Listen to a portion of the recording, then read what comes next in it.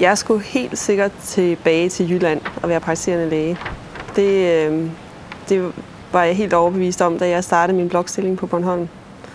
Men da jeg så stod og var færdig og kiggede på hus i Jylland, så gik det op for mig, at det praksisliv, som jeg gerne ville have, det havde jeg faktisk lige foran mig her på Bornholm. Bornholm, det var en mulighed, der opstod efter en sommerferie, hvor vi tænkte, jamen, hvorfor ikke prøve at være læge her? Så tog vi var herovre i nogle måneder, fik vikariat. Det var ikke så svært at få vikariat på sygehuset, der manglede altid læger. Og ja, vups, nu er der gået 10 år. Det har været rigtig godt. Efterhånden som at vi fik samlet tankerne om at tage til Bornholm, kom der jo også nogle tanker om ikke at skulle gøre det. Men fordelene ved det at skulle være praktiserende læge i den by, jeg var opvokset i, synes jeg ville overvejende være af den positive karakter. Da vi havde været et par år og skulle til at rejse videre ud i verden, og egentlig havde planlagt alt, hvad vi skulle flytte over til Sjælland igen, så en aften så satte vi os ned og kiggede på hinanden, og så sagde vi, hvorfor er det egentlig lige, vi skal flytte? Jo, men det havde vi jo aftalt, at vi skulle flytte over til Sjælland, og det var ligesom meningen, og vores familie boede derovre. Jamen, hvad er det, hvad er det egentlig, vi gerne vil derovre? Jamen, vi skal jo videre med vores liv og sådan noget, og så var det, vi fandt ud af, at vi havde alt, hvad vi overhovedet kunne tænke os overhovedet, og ville have nogensinde. Det havde vi lige her på Bornholm. Og vores børn kunne ikke få noget bedre sted at vokse op, og vi følte, det var et trygt og godt sted for dem.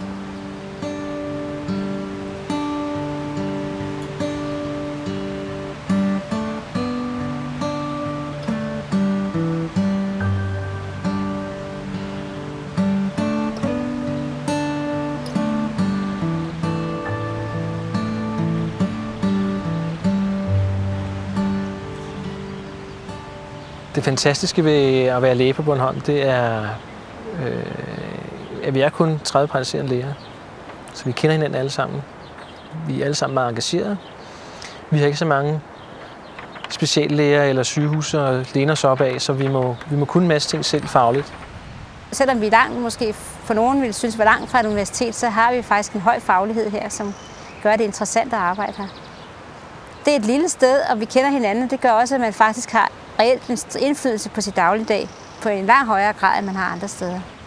Man kan sige, en af ulemperne ved, at vi måske ikke er så mange, det er, at det ofte bliver de samme, der skal tage initiativet. Vi er mange, som har flere kasketter på.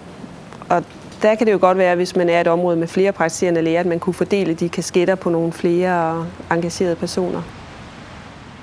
Jeg tror, for nogen er det bedste sted at være praktiserende læge. For andre, så vil det aldrig nogensinde gå. Man skal mærke det efter nede i maven. Mærke efter nede i maven, om det er det rigtige. Jeg føler, at jeg er slået rod på Bornholm.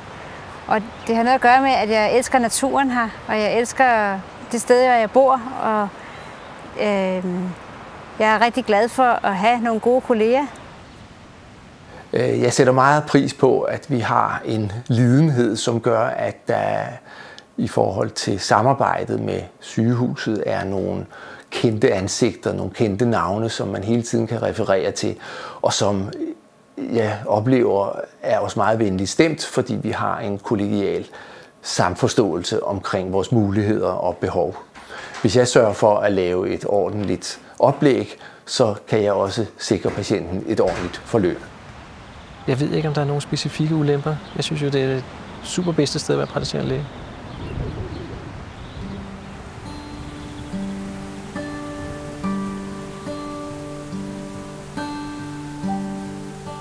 Det vi jo står overfor i den nærmeste fremtid, og det vil sige måske 5-10 år, det er jo at sikre en fastholdelse af den arbejdskapacitet, som der ligger i de læger, vi har på Bornholm.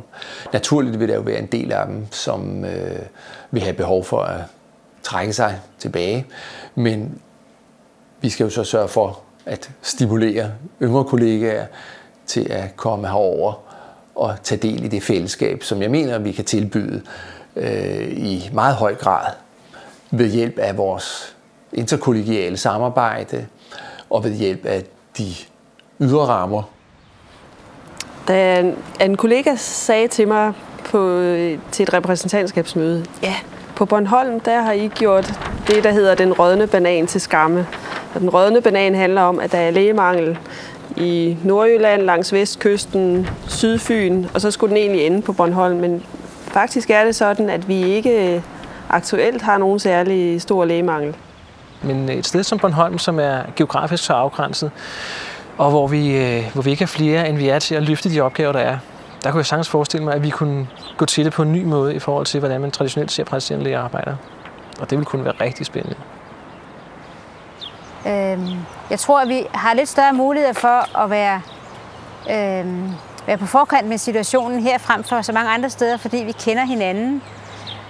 Og vi kan ligesom forudse, hvor problemerne vil opstå, og vi har også større mulighed for at tale sammen og hjælpe hinanden med at prøve at finde nogle løsninger. Jeg tror, vi har mange ressourcer i os selv. Vi kan nok ikke løse det hele selv, men vi kan gøre meget ved at sætte os sammen og prøve at finde nogle løsninger sammen, sådan så det ikke er de enkelte praktiserende læger, der skal prøve at kæmpe sig igennem. Jeg ser sådan på det, at dem, der ikke kan lade være med at komme til Bornholm, de kommer. Og det er også kun dem, vi skal bruge. Vi skal ikke have lykkerider og folk, der vil slå plat på og prale af, de bor på Bornholm. Vi vil have dem, som har det langt nede i sjælen og sige, det her, det er det, vi vil.